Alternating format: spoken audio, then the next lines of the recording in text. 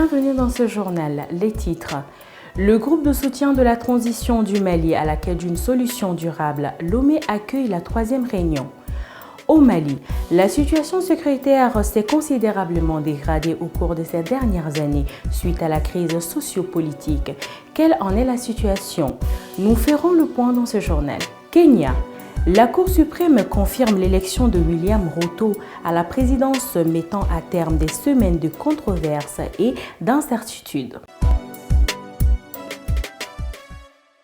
Mesdames et messieurs, bonsoir et bienvenue dans ce journal du 6 septembre 2022. Je l'avais annoncé dans les titres. Mardi 6 septembre 2022 s'est tenue à Lomé, dans la capitale togolaise, la 3e réunion du groupe de suivi de soutien à la transition malienne. Le président togolais a présidé les travaux qui ont porté sur les progrès réalisés, les attentes et les besoins du Mali. Faure Gnassingbé a reçu la délégation malienne conduite par le ministre des Affaires étrangères et la coopération internationale. Commentaire Valérien Danko. Initialement prévue pour le 8 janvier 2022, la 3e réunion du groupe de suivi et de soutien à la transition au Mali aura finalement lieu aujourd'hui à Lomé. La délégation malienne conduite par le ministre des Affaires étrangères et de la coopération internationale Abdoulaye Diop participera à cette importante rencontre dont l'ordre du jour porte sur la présentation de l'évolution du processus de transition, l'expression des besoins et des soutiens d'être partenaires en appui au processus de transition au Mali, les points des initiatives et appui à la transition. La cérémonie d'ouverture est en principe présidée par le président du Togo, Faure Gnassingbé. Ce groupe a été mis en place à l'initiative de l'Union africaine avec l'accord du gouvernement pour soutenir et accompagner les autorités maliennes dans la conduite de la transition, et cela en coordination avec les partenaires bilatéraux et multilatéraux du Mali. Il est co-présidé par l'Union africaine, la Communauté économique des États de l'Afrique de l'Ouest et l'Organisation des Nations Unies. Cette 3e réunion du GST Mali est un cadre de dialogue et de concertation. Elle est mise à profit pour mettre en évidence la pertinence des orientations stratégiques pour une large adhésion de la communauté internationale aux actions entreprises par le gouvernement. La situation sécuritaire dans la zone dite des 3 frontières entre le Mali, le Niger et le Burkina Faso, notamment les localités de Tessit, Talatay, Angosso et la région de Ménaka, s'est considérablement dégradée au cours de ces dernières années. Les attaques des groupes armés ont eu un impact dévastateur sur la population, déjà en détresse, entraînant de nombreux morts, des déplacements importants des populations. Le lieutenant-colonel Salia Amadou Maïga nous fait le point au micro de Moussa Samaki. La sécurité, c'est quelque chose qu'il faut continuer à entretenir. Et comme je vous l'ai dit, le Mali est vaste. On ne peut pas d'un main de revers, d'une épée magique, apporter la sécurité en un jour ou en 2 jours ou en 2 mois. C'est une lutte de longue haleine. Aujourd'hui, les autorités de la transition sont en train de faire de gros efforts pour que cette sécurité revienne. Je l'ai toujours dit, il ne faut pas seulement laisser la sécurité entre la main des militaires, des éléments de la sécurité.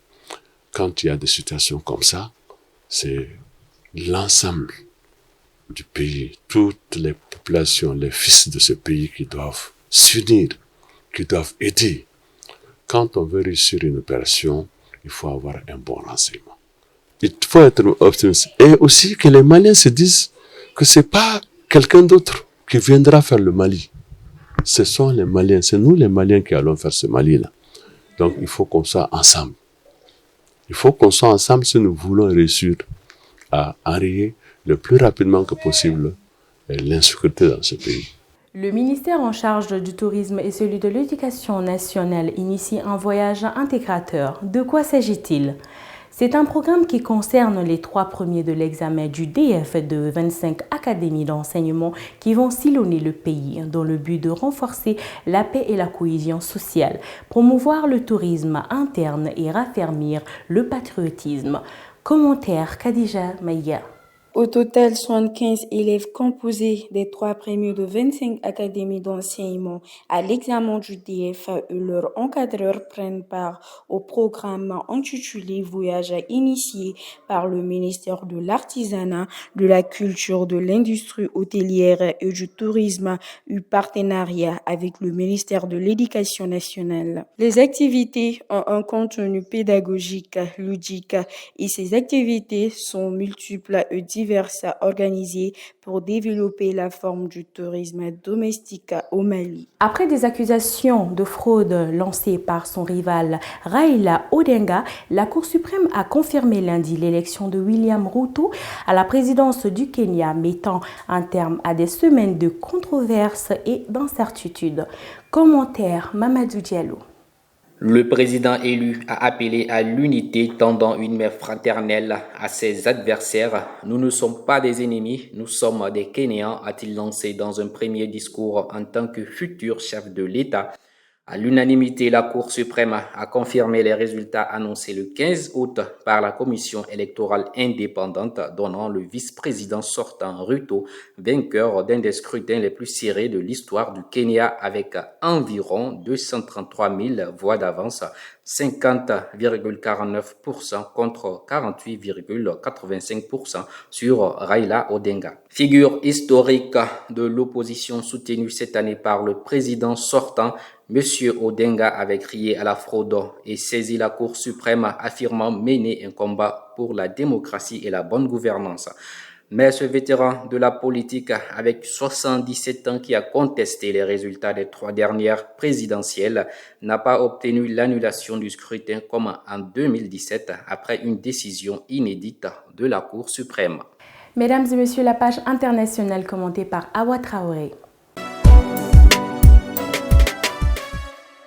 Le Burkina endeuillé par une attaque qui a fait 35 morts au moins. Au moins 35 civils ont été tués et 37 autres blessés lundi lors de l'explosion d'un engin artisanal au passage d'un convoi de ravitaillement dans le nord du Burkina Faso. Une nouvelle attaque meurtrière dans ce pays régulièrement endeuillé par les violences djihadistes. Un des véhicules transportant des civils dans le dit convoi a explosé au contact d'un engin explosif improvisé. Le bilan provisoire à 17h GMT et local fait état de 35 morts et 37 blessés, tous civils, indique un communiqué du gouverneur de la région du Sahel, le lieutenant-colonel Rodolphe Sorgo. Ces convois escortés par l'armée ravitaillent des villes du nord soumises à un blocus du groupe djihadiste. Les éléments de l'escorte ont rapidement sécurisé le périmètre et pris des mesures pour porter assistance aux victimes. Les blessés ont été pris en charge et les cas difficiles évacués vers des structures appropriées. Poursuit le communiqué qui précise que le convoi quittait le nord du pays pour aller vers la capitale Ouagadougou. Le convoi des ravitaillements était composé des conducteurs civils et des commerçants, a affirmé AFP, une source sécuritaire. Le groupe djihadiste État islamique a revendiqué l'attentat à la bombe qui a coûté la vie à quelques heures plus tôt à 2 employés de l'ambassade russe à Kaboul ainsi qu'à 4 Afghans. Un combattant de l'aile a actionné sa ceinture explosive lors d'un rassemblement auquel assistaient des employés russes près de l'ambassade, a indiqué le groupe dans un communiqué publié sur Telegram. Plusieurs personnes étaient rassemblées devant l'ambassade pour demander des nouvelles de leur visa. Un diplomate russe venait de sortir du bâtiment pour appeler le nom des candidats quand l'explosion a retenti. L'enseignant aurait été abattu par la police avant de pouvoir se rapprocher de la foule.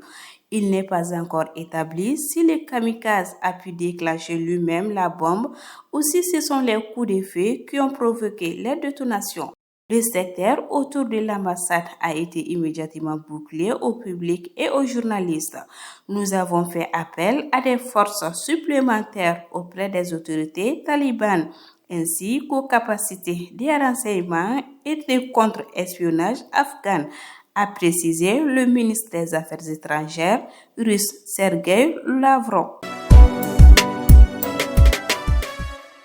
Macron annonce que la France va livrer du gaz à l'Allemagne en échange d'électricité. Au cours d'une conférence de presse consacrée à la crise énergétique, Emmanuel Macron a annoncé que la France s'engageait à livrer davantage de gaz à l'Allemagne qui pourrait en retour lui fournir d'électricité si la crise énergétique le nécessitait cet hiver.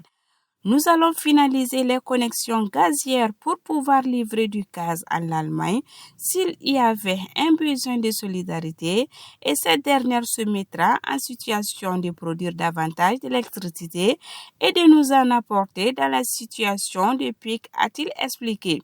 Le président Macron s'est également déclaré favorable à des pratiques d'achat commun du gaz en Europe pour acheter moins cher, ainsi qu'au plafonnement du prix du gaz russe livré par gazoduc. Il s'est en outre dit lundi favorable à ce que l'UE impose une contribution sur les opérateurs énergétiques qui ferait des bénéfices induit avec la flambée des prix de gros de l'électricité sur le continent à l'union de l'Allemagne. Nous défendons un mécanisme de contribution européenne qui serait demandé donc aux opérateurs énergétiques, a déclaré Emmanuel Macron, alors que la Commission européenne prépare son propre plan pour contenir la flambée des prix de l'électricité vue cet été. Mesdames et messieurs, découvrons ensemble un pays qui s'appelle tout simplement la Côte d'Ivoire. La Côte d'Ivoire, en forme langue République de Côte d'Ivoire RCI, est un État situé en Afrique, dans la partie occidentale du golfe de Guinée. Elle présente sensiblement la forme d'un carré d'environ 600 km de côté, d'une superficie de 322 462 km². Elle est bordée au nord-ouest par le Mali, au nord-est par le Burkina Faso, à l'est par le Ghana, au sud-ouest par le Libéria, à l'ouest-nord-ouest par la Guinée et au sud par l'océan Atlantique. La population est estimée à 29 389 150 habitants en 2021. Le drapeau, orange, blanc, vert. Devise, union, discipline, travail. Fête nationale, le 7 août, événement commémoré indépendance vis-à-vis de la France 1960. Indicatif téléphonique, plus 225. La Côte d'Ivoire a pour capitale politique et administrative Yamoussoukro, mais la quasi-totalité des institutions se trouve à Abidjan, son principal centre économique. Sa langue officielle est le français, mais quelques 70 langues et dialectes sont parlés au quotidien. Sa monnaie est le franc CFA. Le pays fait partie de la CEDEAO, de l'Union africaine et de l'Organisation de la coopération islamique. L'économie, essentiellement axée sur l'agriculture, notamment la production de café, de cacao, connaît au cours des 2 premières décennies un essor exceptionnel. Mesdames et messieurs, c'était tout pour ce journal. Merci de l'avoir suivi. Passez une agréable soirée en compagnie de Tazoudi TV. Tazoudi TV, c'est la télé autrement.